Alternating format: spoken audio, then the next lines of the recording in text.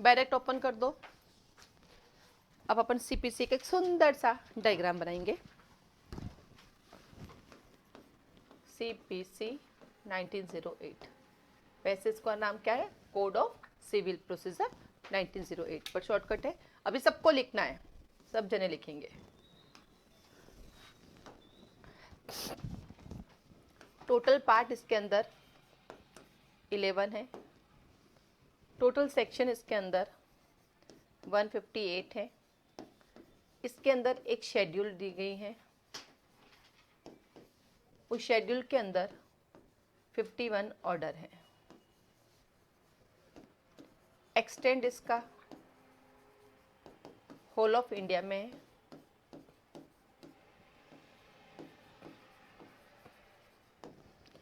Whole of India में इसका extend कौन सी तारीख से हुआ, तारीख लिखेंगे 31 अक्टूबर 2019, ठीक है। कमिंसमेंट हुआ इसका 1 जनवरी, अभी इसका जन्मदिन गया था 1909 को। सिग्नेचर हुआ इसके ऊपर, सिग्नेचर की डेट क्या है भाई तेरी, लिखते जाओ, लिखते शुरू करो बेटा। हाँ अभी लिखाती हूँ। 21 मार्च 1908। हिंदी में क्या बताना है? क्या फर्क पड़ेगा इतना सा, अभी लिखती रुको 1 मिनट। हाँ ना ना ना लिख देती हूँ। भाग धारा, धारा शुद्ध धारा, अनुसूची, आदेश, इसको बोलते प्रवर्तन, इसको बोलते विस्तार। पूरे भारत में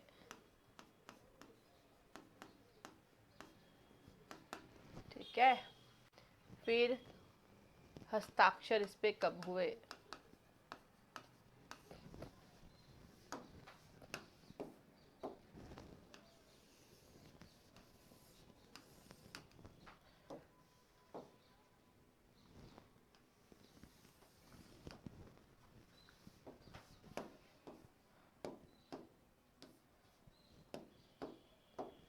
हाँ जी।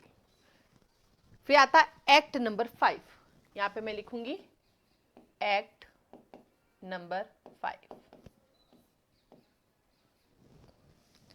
लिख दे एक बार सब जनों ने, फिर कुछ समझाना है मुझे। फटाफट लाइन लिखो, फिर कुछ समझाती हूँ मैं।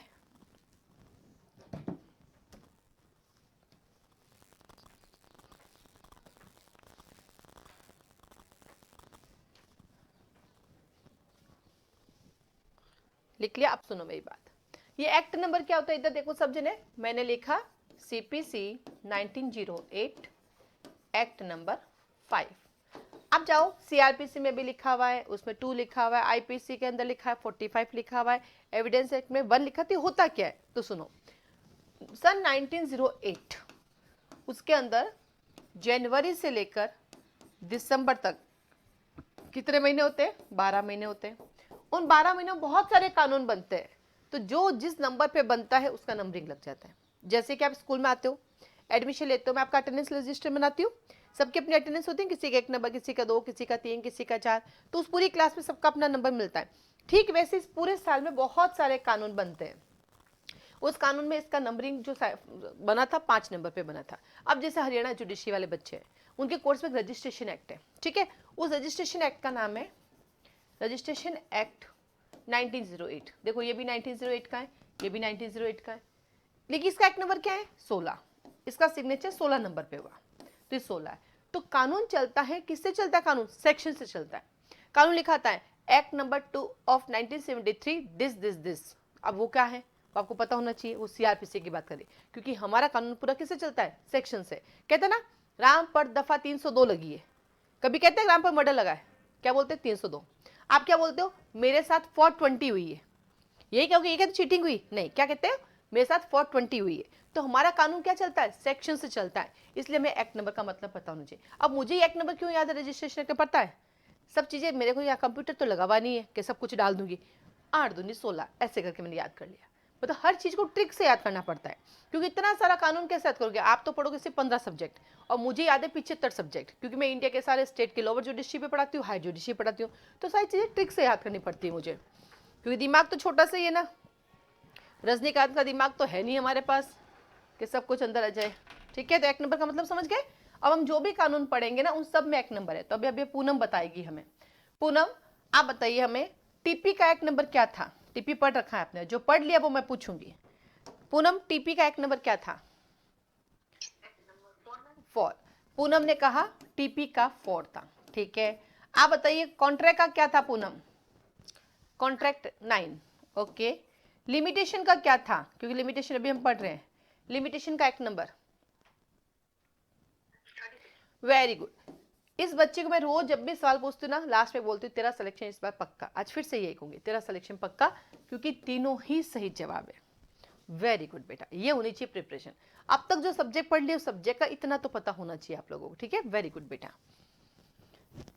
देन आता अपने पास, तो लिख दिया। तो ये कहता है कि पार्ट, देखो कहीं जगह पार्ट यानी भाग शब्द यूज किया होगा, कहीं जगह चैप्टर होगा, तो वो कंफ्यूज नहीं होना है। ठीक है, कहीं पार्ट बोलेंगे तो पार्ट बोल देंगे, चैप्टर बोलेंगे तो चैप्टर, दोनों का मतलब तो सेम ही है, और दोनों का मतलब क्या है, चैप्टर से मतलब है। ये कहता है मेरे पास टोटल 11 पार्ट है, तो मेरे मुंह से कभी पार्ट निकल जाए कभी चैप्टर निकल जाए, दोनों का मतलब सेम समझना है। मेरे पास टोटल 158 सेक्शन है। ठीक है, एक शेड्यूल है, अनुसूची कहते हैं। हर कानून के पीछे एक अनुसूची जुड़ी हुई होती है, जैसे कॉन्स्टिट्यूशन है, कॉन्स्टिट्यूशन में कितने शेड्यूल है? 12 शेड्यूल है, उसका क्वेश्चन भी आता है एग्जाम में। इसमें एक ही शेड्यूल है, उस एक शेड्यूल के अंदर 51 ऑर्डर है। कितने ऑर्डर दिए गए? 51। तो जनरली क्या होता है, ये सेक्शन ऑर्डर साथ साथ चलते हैं, पर अपन क्या करेंगे, थोड़ा सा इजी करेंगे इसको।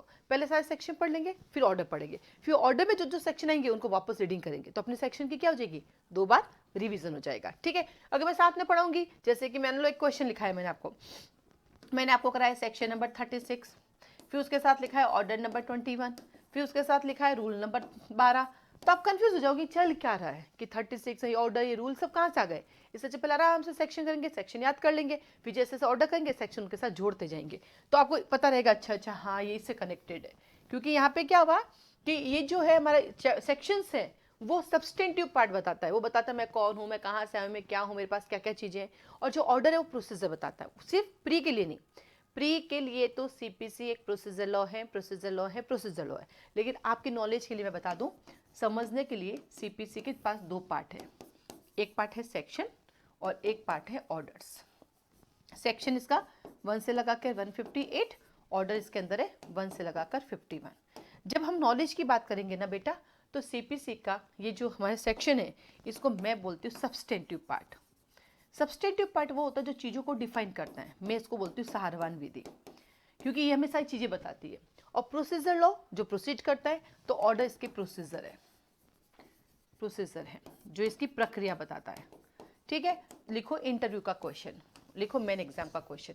एक दूसरा पेज खोलो, इसमें डायग्राम बनेगा, एक दूसरा पेज निकालो, इस पेज पे वो डायग्राम बनेगा, एक रफ पेज निकालो साइड में, और साइड में रफ पेज में लिखो कि सीपीसी को 2 भाग में डिवाइड किया जाता है, मेन एग्जाम के लिए और इंटरव्यू के लिए। सीपीसी को 2 पार्ट में डिवाइड किया जाता है, मेन एग्जाम के लिए और इंटरव्यू के लिए। एक पार्ट होता है सेक्शंस, एक पार्ट होता है इसका सेक्शन, और दूसरा पार्ट होता है इसका ऑर्डर्स। एक पार्ट होता है इसका सेक्शन और दूसरा होता है ऑर्डर।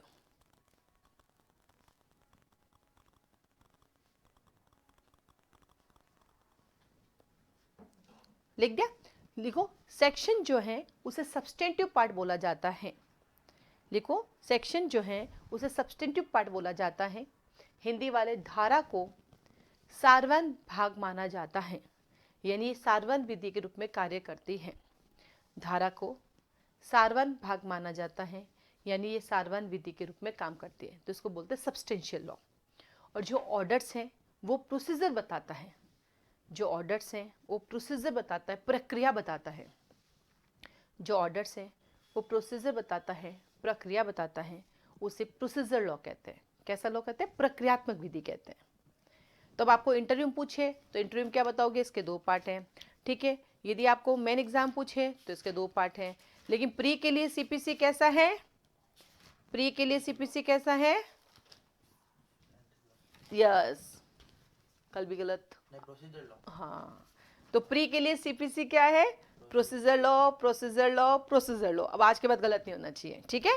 तो प्री एग्जाम के लिए सीपीसी एक प्रोसीजर लॉ है, ठीक है। चलो, क्योंकि हमारा मोनिक के नाम है कि रोनिक है, मोनिक जब से आया उल्टा ही बोल रहा है, 2 दिन से मोनिक इसको सब्सटेंटिव बोल रहा है, पर कोई नहीं, ऐसा याद कराऊंगी फिर हमेशा सब प्रोसीजर ही रहे। नींद में भी कोई पूछेगा ना तो भी अरे प्रोसीजर लॉ है, ठीक है।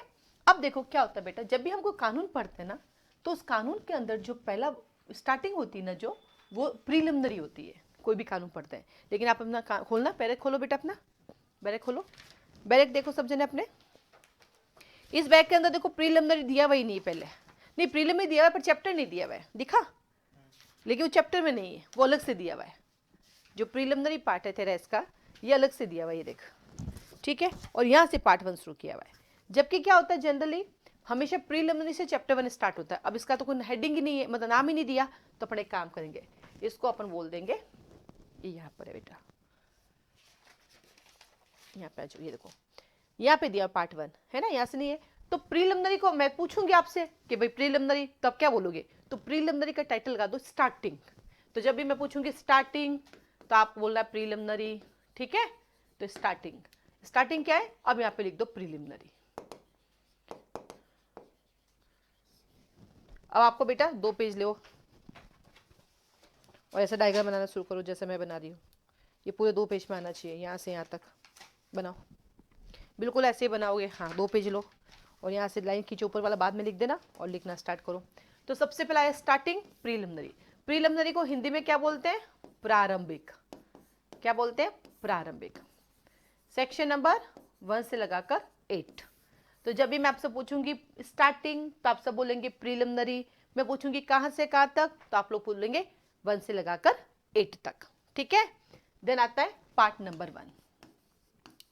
क्या आता है, पार्ट नंबर 1 क्या कहता है, suits in general, suits in general.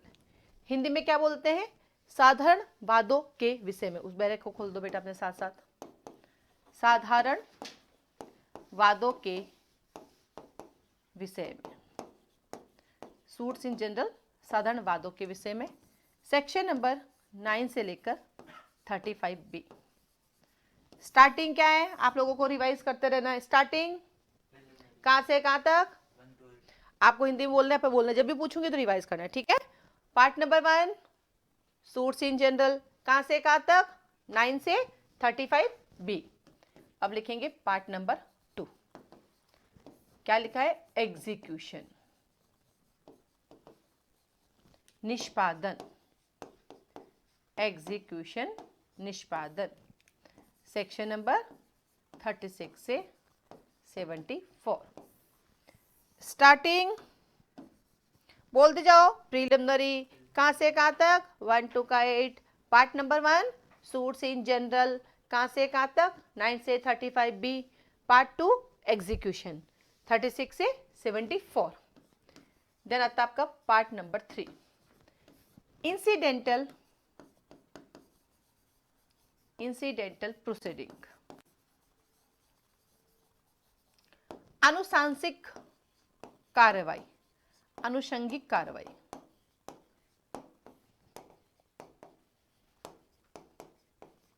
कहां से कहां तक, सेक्शन नंबर 75 से 78 तक। कहां से कहां तक, सेक्शन नंबर 75 से 78 तक। इस आनुषांगिक कार्रवाई को एक और बोलते हैं, ये तो बड़ी अजीब है, क्या है इंसिडेंटल प्रोसीडिंग, इसको दूसरी लैंग्वेज में बोलते हैं कमीशन। देखो ब्रैकेट में इसको बोलते हैं कमीशन। तो इसको अपन कमीशन के नाम से जानते हैं, क्या बोलेंगे इसको, कमीशन, ठीक है। तो अपन इसको पार्ट 3 को दोनों बोल सकते हैं, इंसिडेंटल प्रोसीडिंग भी बोल सकते हैं और कमीशन भी बोल सकते हैं। Yes, starting preliminary 1 to 8। Part number 1 suits in general, कहां से कहां तक, 9 to 35B। Part number 3 execution, कहाँ से कहाँ तक? हाँ, पार्ट नंबर 2 एग्जीक्यूशन, कहाँ से कहाँ तक? 36 से 74। पार्ट नंबर 3 इंसिडेंटल प्रोसीडिंग, कहाँ से कहाँ तक? 75 से 78। साथ साथ अनुबोलना है बेटा, ताकि चैप्टर क्लास में याद हो जाए, ठीक है? चुप नहीं रहना है। हम भले इंग्लिश बोले, तू तेरे हिंदी देख के बोल, पर हिंदी बोलना है, क्योंकि जब तुम 11 तक बोलोगे ना तो स्टार्टिंग 12 बार बोलोगी, तो वैसे याद हो जाएगा वो तो, राइट? देर आता आपके पास पार्ट नंबर 4। पार्ट नंबर 4 कहता है सूट्स इन पर्टिकुलर केसेस। सूट्स इन पर्टिकुलर केसेस, विशिष्ट मामलों में वाद। सेक्शन नंबर 79 से 88। पार्ट नंबर 4 कहता है मैं हूं आपका सूट इन पर्टिकुलर केसेस, और मैं हूं आपका 79 से 88। स्टार्टिंग प्रीलिमिनरी, कहां से कहां तक? 1 to का 8। Part number 1 suits in general, कहां से कहां तक? 9 to 35B। Part number 2 execution, कहां से कहां तक? Very good. Part number 3 incidental proceedings, कहां से कहां तक? पार्ट नंबर 4 पार्ट यस क्या कहते हैं? सूट्स इन पर्टिकुलर केसेस, कहां से कहां तक? 79 से 88। Part number 5 special proceeding, special proceeding, Hindi में विशेष कार्यवाहियां।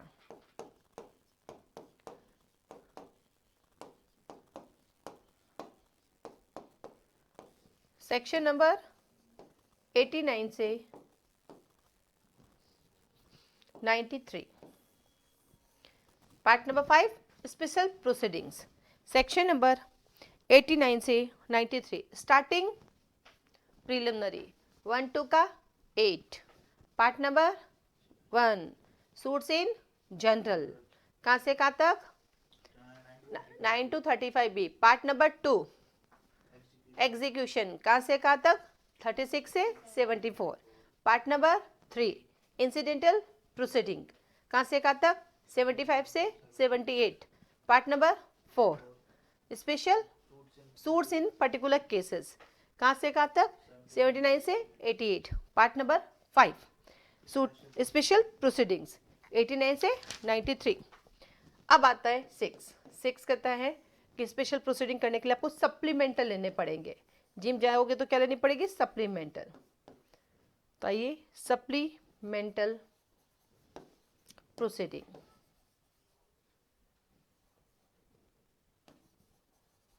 हिंदी वाले अनुपूरक कार्यवाहियां, अनुपूरक कार्यवाहियां, अनुपूरक कार्यवाहियां। सेक्शन नंबर 94 से लगाकर 95 तक। स्टार्टिंग प्रीलिमिनरी 1 to का 8। Part number 1 suits in general 9 to 35B। Part number 2 execution 36 से 74। पार्ट नंबर 3 इंसिडेंटल प्रोसीडिंग 75 से 78। पार्ट नंबर 4 सूट्स इन पर्टिकुलर केसेस, सेक्शन नंबर 79 से 88। पार्ट नंबर 5 स्पेशल प्रोसीडिंग 89 से 93। पार्ट नंबर 6 सप्लीमेंटल प्रोसीडिंग्स 94 से 95। Part number 7 चलो appeal करते हैं। कहाँ चलते हैं? अपील करते हैं। हिंदी में अपील को अपील ही बोलते हैं। सेक्शन नंबर 96 से 112 याद करना आसान है। 6 दूनी 12, इधर देखो पीछे दिया हुआ 6 का डबल कितना होता है? 12। तो याद कर लिया 96 से 112, 6 दूनी 12।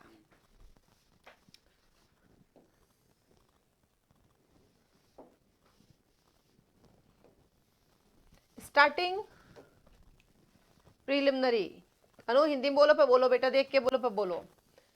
प्रारंभिक कहाँ से कहाँ तक? 1 to का 8। Part number 1 suits in general कहाँ से कहाँ तक? पार्ट नंबर 2 एग्जीक्यूशन 36 से 74। पार्ट नंबर 3 इंसिडेंटल प्रोसीडिंग 75 से 78। पार्ट नंबर 4 सूट्स इन पर्टिकुलर केसेस 79 से 88। पार्ट नंबर 5 स्पेशल प्रोसीडिंग्स 89 से 93। Part number 6 supplemental proceedings 94 to 95। Part number 7 appeal 96 से 112। जब अपील आता है तो पार्ट नंबर 8 में 3 आर आते हैं, आर आर आर। जो पहला आर है वो बात करता है बेटा रेफरेंस की। किसकी बात करता है? रेफरेंस। दूसरा आर है वो बात करता है रिव्यू की, और तीसरा आर है वो बात करता है रिवीजन की।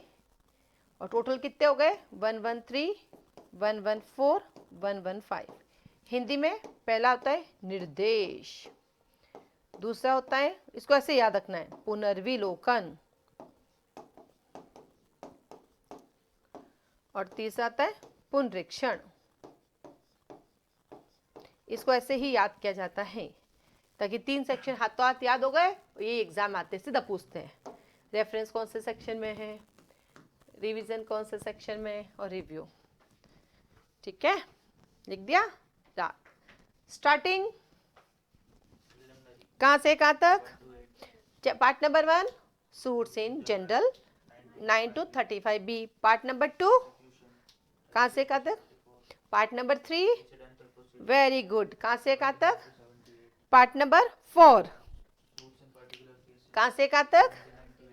पार्ट नंबर 5 कहां से कहां तक? पार्ट नंबर 6 कहां से कहां तक? पार्ट नंबर 7 कहां से कहां तक? और part number 8 reference, review, revision कहां से कहां तक? 113 से 115। अब हमारे पार्ट का नाम बहुत बड़ा नाम है इस बार, पर उसको शॉर्टकट में भी याद करेंगे, लेकिन पहली बार जब आप लिखोगे तो आपको पूरा लिखना है। ठीक है, फिर शॉर्टकट बताऊंगी। तो चलो लिखना शुरू करेंगे सभी जने, अपने अपने बैरिक्स में लिख दो। Special provisions relating to the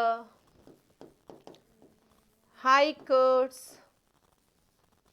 not being the court of judicial commissioner।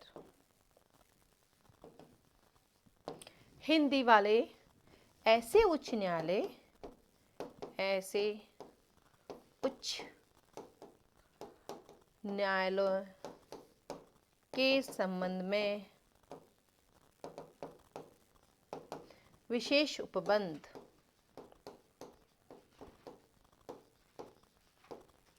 जो न्यायिक आयुक्त के न्यायालय नहीं है। कितना बड़ा नाम है? सेक्शन नंबर 116 से 120। पहला बड़ा वाला लिख दो, फिर शॉर्टकट याद करवाती हूँ। एक बार तो पूरा लिखना है जब पहली बार पढ़ाई करते हो। Special provision related to the high court not being the court of judicial commissioner. ऐसे उच्च न्यायालयों के संबंध में विशेष उपबंध जो न्यायिक आयुक्त के न्यायालय नहीं है। 116 से 120 शॉर्टकट लिखना है। High court not being a commissioner court लिखो शॉर्टकट में। High court not being a commissioner court.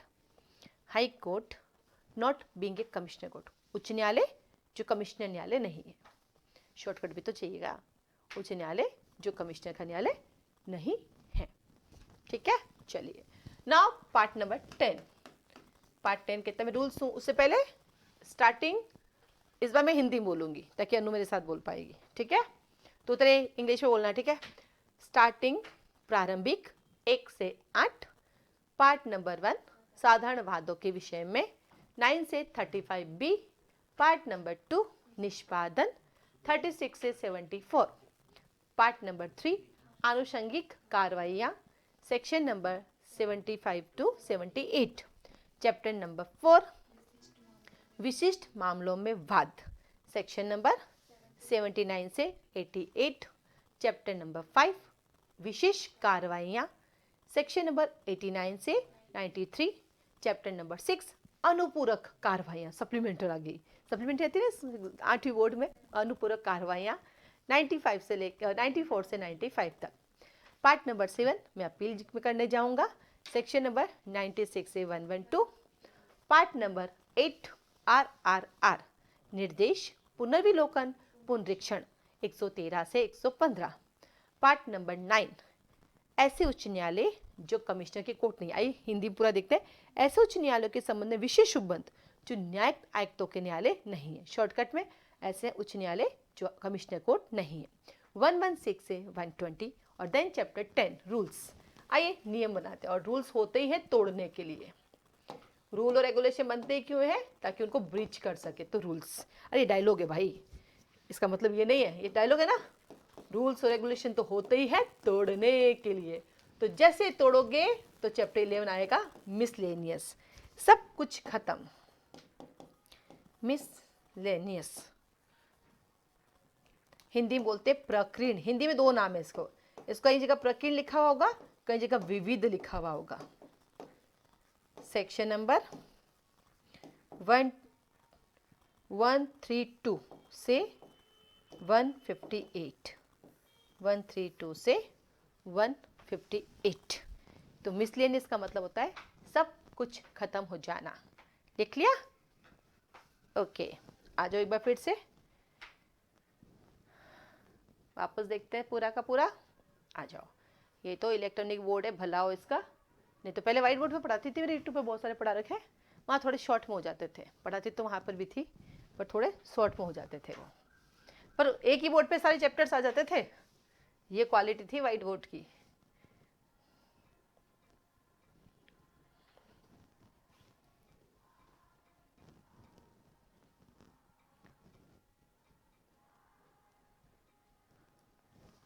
हाँ जी, तो हम बात करें सीपीसी की। सीपीसी एक सिविल है, सिविल नेचर का है ये। यहाँ पे कुछ अभी कॉन्ट्रैक्ट करते हैं, टीपी करते हैं, कॉन्ट्रैक्ट टीपी का जब भी ब्रीच होता है तो हम लोग सीपीसी के पास जाते हैं। सीपीसी एक प्रोसीजर लॉ है, सीपीसी एक प्रोसीजर लॉ है। प्री के एग्जाम के लिए ऑलवेज कॉल प्रोसीजर लॉ, लेकिन जब हम बात करते हैं मेन के इंटरव्यू की, और हम जब इसकी स्टडी करेंगे तो आप देखेंगे इसके जो सेक्शंस पार्ट है वो में चीज़ें डिफाइन करती है, और जो चीज़ें डिफाइन करती है उसको हम सब्सटेंटिव लॉ कहते हैं, और जो उसको एनफोर्स कराती है उसको हम प्रोसीजर लॉ कहते हैं। तो इसका पूरा प्रोसीजर कहाँ दिया गया? ऑर्डर्स के अंदर दिया गया। सीपीसी को ईजी करके पढ़ने का एक ही वे होता है, वो होता है सेक्शन और ऑर्डर को अलग अलग पढ़े और बाद में उसको जोड़ दें, क्योंकि आप एक साथ सब पढ़ने की कोशिश होगी तो आप दिमाग घूम जाएगा। क्यों घूम जाएगा? क्योंकि मैंने लास्ट क्लास में बताया था कि सीपीसी हमारे ज़माने की है ही नहीं, हम तो 2023 के हैं, हम तो प्रोडक्ट 1980s के हैं, 2000 के हैं, तो 2000 के और ये हमारे 98 साल पुरानी, हमें क्या समझ में आएगी? ये दादा परदादा के ज़माने की है, पता चला हमारे तीसरा चौथा जन्म हो गया सीपीसी के आने के बाद, हमें क्या पता। तो इसको ईजी करके समझना यही है। सीपीसी कब काम आती है? मैंने आपको ढुसुम किया, दांत बाहर आ गए, क्या सीपीसी लगेगी? नहीं लगेगी। क्या लगेगी? आपका ग्रीवेसेड आईपीसी। लेकिन दांत बाहर आ गए, दांत के लिए पैसे तो चाहिए ना भाई, दांत बाहर आया उसकी सजा मिल गई, पर तेरे दांत वापस लगवाने, एक दांत का 15,000 रुपीज, 2 दांत के 30,000 रुपीज, आईपीसी तो दिलाएगी नहीं। अब आप क्या करोगे? तो ऐसे मैटर में आप सीपीसी में भी आ सकते हो। पता आप लोगों को कैसे आ सकते हो? आपके पास एक सब्जेक्ट है टॉट, आपने नाम सुना होगा कभी, एक नाम सुना होगा कॉलेज के जमाने के अंदर, उसका नाम है टॉट। और ये, हाँ बिल्कुल सही जवाब, अपकृत्य विधि। ये अपकृत्य विधि कहती है जब तेरे साथ कोई तरह का हर्ट होता है, ग्रीवियस हर्ट होता है, तुझे कोई डैमेज होता है, उस डैमेजेस की भरपाई हम करेंगे। तो हमारे पास ऐसे बहुत सारे ऑफेंसेस हैं जिसके लिए आप 2 केस कर सकते हैं। आप सिविल में भी जा सकते हैं, क्रिमिनल में भी जा सकते हैं, और वहां पर रेस जुडिकेटर नहीं लगेगा। क्यों? क्योंकि आपने आईपीसी में गए ग्रीवियस हर्ट की सजा देने के लिए, और आप सीपीसी में गए 30,000 रुपये लेने के लिए। नए दांत लगवाने पड़ेंगे ना, आगे वाले खरगोश वाले दांत टूट गए ना फिर आपके, तो दोनों केस लगा सकते हो, रेस जुडिकेटर नहीं लगेगा। ठीक है, तो वहां पर भी जा सकते हैं। तो ये सीपीसी हमें क्या करवाती है? ये सीपीसी हमें डैमेजेस दिलाती है, कंपनसेशन दिलाती है, रिलीफ दिलाती है, हमें हमारी प्रॉपर्टी का पोजीशन दिलाती है, टाइटल दिलाती है, संपत्ति संबंधी सारे अधिकार यहाँ आते हैं। इसके अलावा एक और अधिकार है, वो भी यहाँ पे आते हैं। कौन सा अधिकार बताती हूँ मैं। मेरे को वोट देने का राइट है, मुझे वोट देने जाना था पर आपने रोक लिया, मुझे वोट नहीं देने दिया। हालांकि मैं जिसको वोट देने जाने वाली थी वो बंदा जीत गया, पर मेरे तो वोट देने के राइट का वॉयलेशन हुआ, तो फिर सीपीसी में जाऊंगी कि नहीं? याद करो, Ashby versus White, damnum sine injuria, injuria sine damnum, याद आया? बिना हानि के सती, बिना सती के हानि, कुछ याद आया टॉट का? यस, वोट देना आपका लीगल राइट है, और जब आपके लीगल राइट का डैमेज होगा तब सीपीसी में आ सकते हो। जबकि आपको कुछ खून आया, कुछ नुकसान हुआ, वो आपके वोट नहीं देने से क्या नुकसान हुआ बताओ? ना तो आपको खून खराबा हुआ, और जिसको आप वोट देना चाहते थे वो जीत भी गया, फिर भी तुम सीपीसी में जा सकते हो। क्यों? क्योंकि मैंने तेरे लीगल राइट को डैमेज किया। इसका मतलब जहां पर लीगल राइट होगा वहां पर सीपीसी अप्लाई होगी। आइए नंबर 2 करते हैं। मेरे घर पे एक जीमण था, यू नो जीमण, हमारे यहाँ जोधपुर जीमण बहुत चलता है। एक डिनर था, लंच था, मैंने सारे स्टूडेंट को बुलाया, बट उपासना सिर्फ आपको नहीं बुलाया। तो क्या आप मेरे ऊपर केस कर सकती है? नहीं। क्यों नहीं कर सकती है? क्योंकि यहाँ पे आपके कोई लीगल राइट का वायलेशन नहीं हुआ। मेरी मर्जी में तुम्हें जिम्मड़े बुलाऊं या नहीं बुलाऊं, तो यहाँ सीपीसी में आप नहीं जा सकते। तो सिविल नेचर होना चाहिए, जहाँ पे लीगल राइट का क्रिएशन होना चाहिए वहां सीपीसी लगेगी, अन्यथा सीपीसी नहीं लगेगी। ठीक है, तो सबसे पहले तो आपको सीपीसी का मतलब पता होना चाहिए। फिर सीपीसी प्रोसीजर लॉ है, आगे आपका प्रोसीजर लॉ। उसके बाद हम चलते सीपीसी में आगे। तो सबसे पहले आती सीपीसी कब आई थी? हम 1908 की सीपीसी पढ़ रहे हैं। तो क्या 1908 में सीपीसी आई क्या? नहीं, तो ये तो बहुत पीछे पड़ रहे हैं हम लोग, अभी 1908 है। इससे पहले क्या सीपीसी नहीं थी क्या हमारे पास? इससे पहले सीपीसी थी। तो लिखो सबसे पहले सीपीसी कब आई। आइए कुछ चर्चा करते हैं सीपीसी के बारे में, फिर चैप्टर से याद कराती हूँ फिर से। तो लिखो सबसे पहले सीपीसी आई थी 1859 में। 1859 में कैसे याद करोगे? इसको याद करने का तरीका बताऊँ मैं? ऐसे याद नहीं होती। अब तो आईपीसी चेंज होने वाली। अपनी आईपीसी कब की है पता है? 1860 की, 1860 की आईपीसी, और आज भी वो 1860 की है। अब एक चीज सिखाती हूँ, देखो। जब हमारे पास अंग्रेज आए तो अंग्रेजों ने सबसे पहले हमसे क्या चुराना शुरू किया? हमारी प्रॉपर्टी। प्रॉपर्टी शुरू की उन्होंने। तो जब वो प्रॉपर्टी लेने लगे तो प्रॉपर्टी बचाने के लिए हमें किसकी जरूरत पड़ी? सिविल की। तो आया हमारे पास सीपीसी 1859 में। ठीक है, जब हम अपनी प्रॉपर्टी बचाने गए तो धक्का मुक्की हुई, खून खराबा हुआ, मारपीट हुई, तो आई कौन? हमारी आईपीसी। फिर आईपीसी तो हमारा सबस्टेंटिव लॉ है, तो उसको प्रोसीड करने के लिए फिर इनको किसको लाना पड़ा? सीआरपीसी को। तो पहली बार सीआरपीसी कब आई? 1861। आज हम कौन सी सीआरपीसी पढ़ रहे हैं? 1973 की।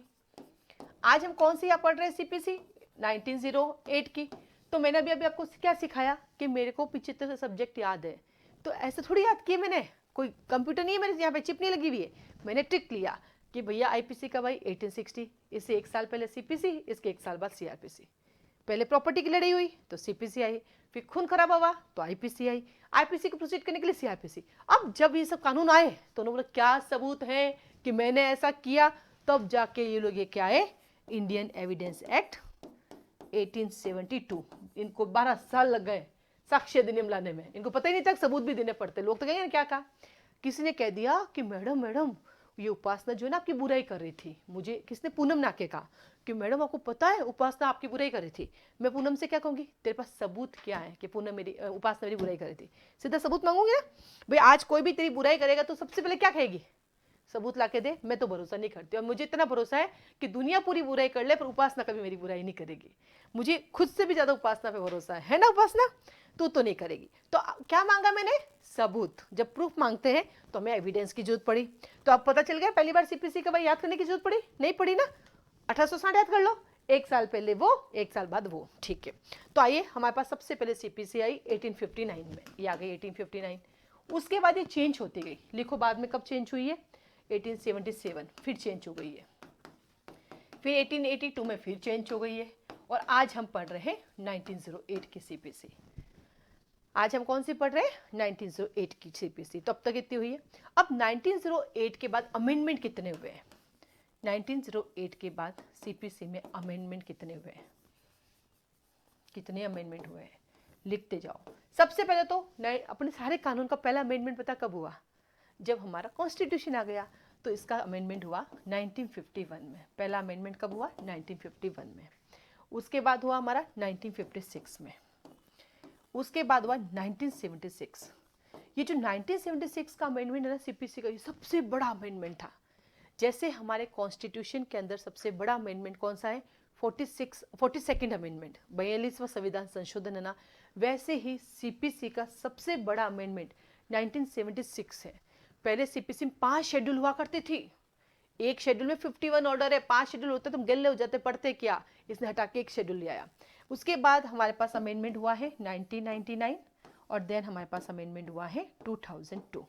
इसका मतलब जिनके पास भी 2002 के बाद का बैरेक्ट है वो चलेगा, उसको चेंज करने की जरूरत नहीं है, क्योंकि 2002 से लेके अब तक कोई भी नया अमेंडमेंट हुआ ही नहीं है। इसलिए तेरे पास 2023 का है तो भी चलेगा, 24 का तो भी चलेगा। मेरे पास 2008 का बैरेक्ट है। जब मैं LLB कंप्लीट हुई थी, मेरे को NLU जोधपुर में जब ट्रेनिंग होती थी ना, वहाँ एक बैरेक्ट मिला, आज मैं उसी से पढ़ती हूँ।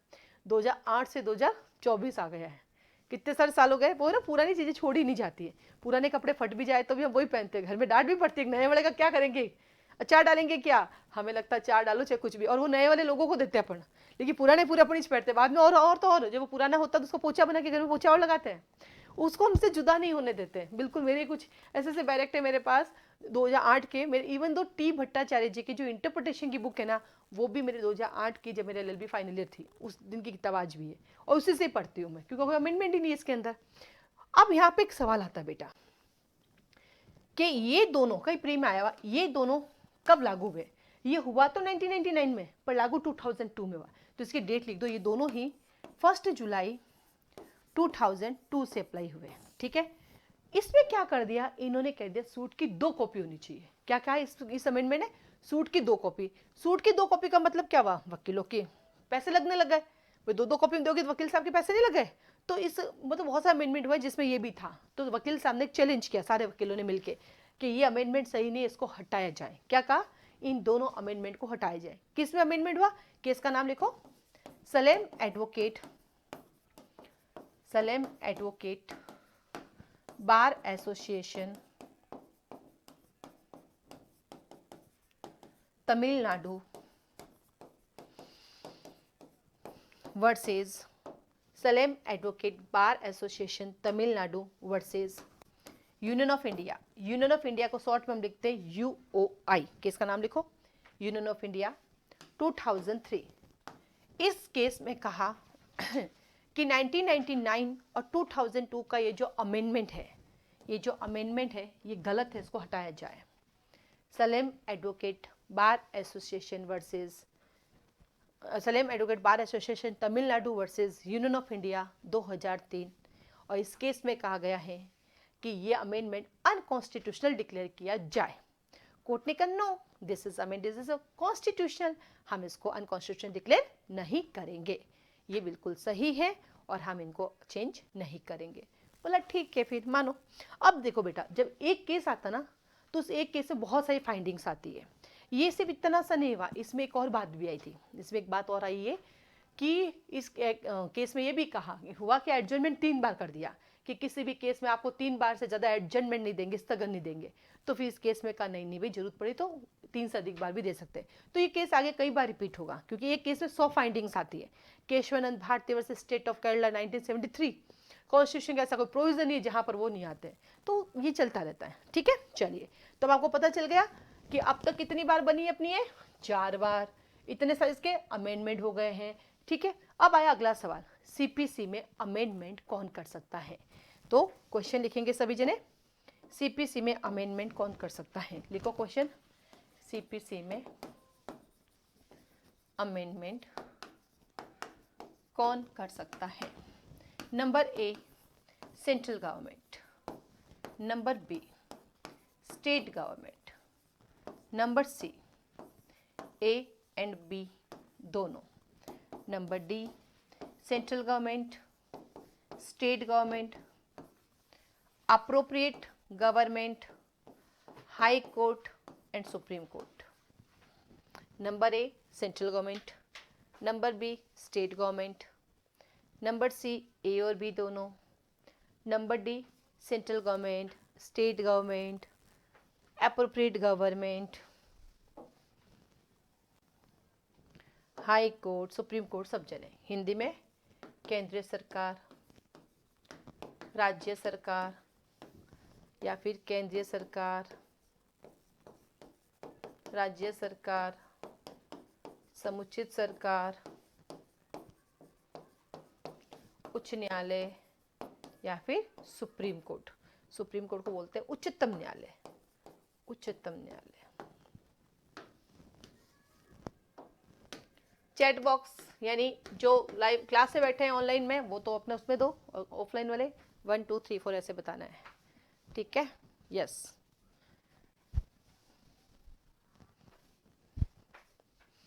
चैट बॉक्स वाले चैट बॉक्स पे दो। एक भी जवाब नहीं है अभी तक चैट बॉक्स में, एक नंबर आया, एक सवाल का जवाब आया है, एक ने दिया अभी तक। बाकी के कब देंगे भाई?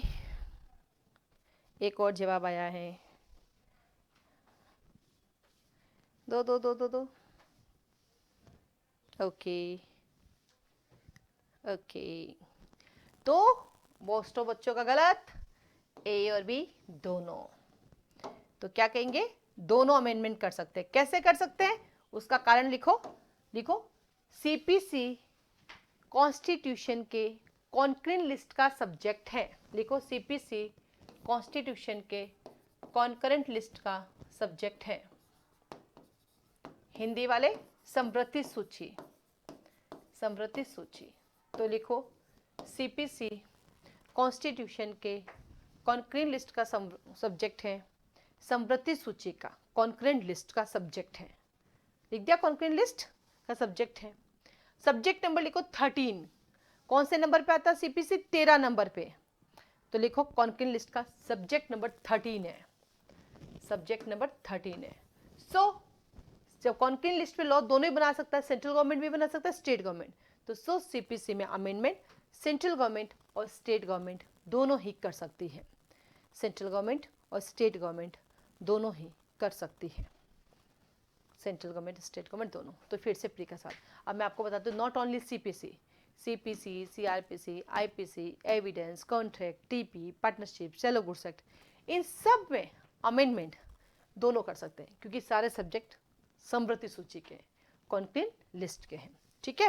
तो किसी भी कानून को पढ़ने से पहले उस कानून की थोड़ी बहुत बातें आपको पता होनी चाहिए। आइए फिर से चलते हैं हमारे चैप्टराइजेशन की तरफ।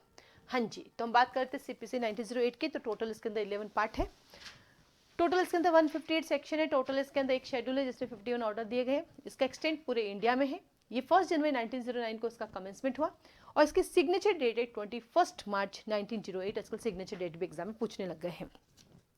इसके अंदर पार्ट 11 है, लेकिन स्टार्टिंग जो प्रीलिमिनरी है वो पार्ट में नहीं, अलग से दी गई है।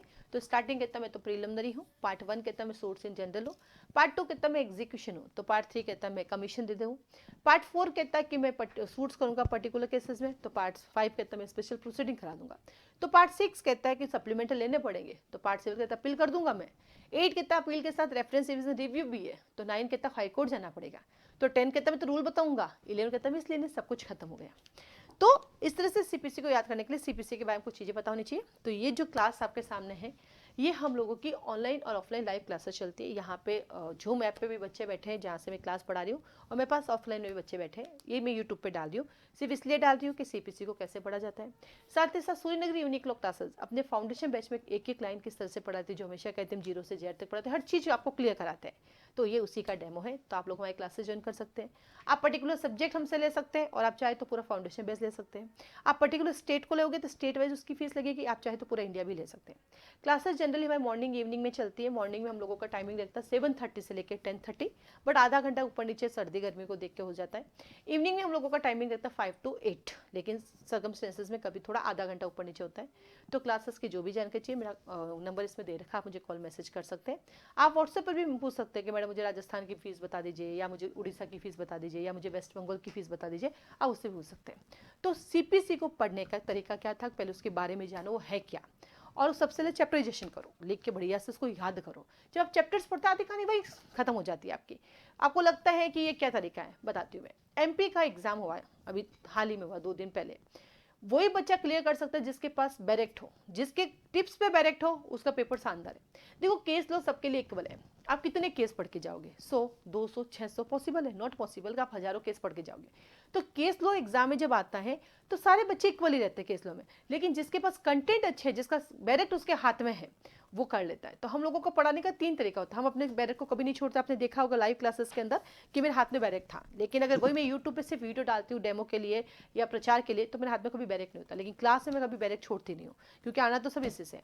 तो पहला प्रायोरिटी हमारी बैरेक्ट होती है, उसके बाद एक्स्ट्रा बात है। ये देखो आप मेरा बैरेक्ट डायरेक्ट देख सकते हैं। इससे बहुत सारी एक्स्ट्रा चीज़ें आपको दिखेगी, पर्चियाँ दिखेगी। तो मैं क्या करती हूँ, बहुत सारी किताबों से पढ़ाती हूँ, सारे केस लॉज एक जगह ला के रख देती हूँ और वो मैं लिखाती रहती हूँ। आप कितनी किताबें पढ़ोगे, तो यही आपको केस लॉज भी मिलेंगे। इवन दो 2022 में कौन सा जजमेंट आए, 23 में क्या, वो भी आपको मिलेंगे। तो यहाँ कंटेंट भी होता है, कंसेप्ट भी होता है और स्कूल जैसी पढ़ाई होती है, साथ ही साथ याद भी करना होता है। ठीक है, चलिए आज के लिए धन्यवाद।